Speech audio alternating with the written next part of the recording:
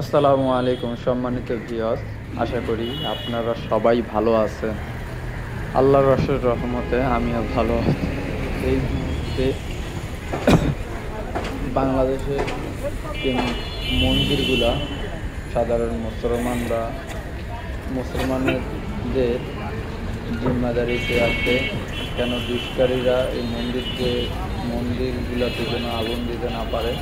আগুন দিয়ে বাংলাদেশের হয়তো মুসলমানদের মধ্যে একটা দোষ দিয়ে দেখা যায় দেশের মধ্যে একটা বিশৃঙ্খলা সৃষ্টি করতে পারে। এই মুহূর্তে যেহেতু দেশের অবস্থা একটু আইনশৃঙ্খলা বাহিনীরা যেহেতু একটু মাঠে নেয়, এই জন্য হয়তো বা দুষ্কৃতীরা আগুন দিতে পারে। এই জন্য সাধারণ মুসলমানরা এই মন্দিরের জিম্মাদারি নিয়ে নিছে। এই জন্য যারা মন্দিরের জিম্মাদারি নিচ্ছে তাদের বিষয়ে আপনারা হ্যালো, আসসালামু আলাইকুম ভাই। কমেন্ট করে যান। ভালো থাকবেন, আল্লাহ হাফেজ।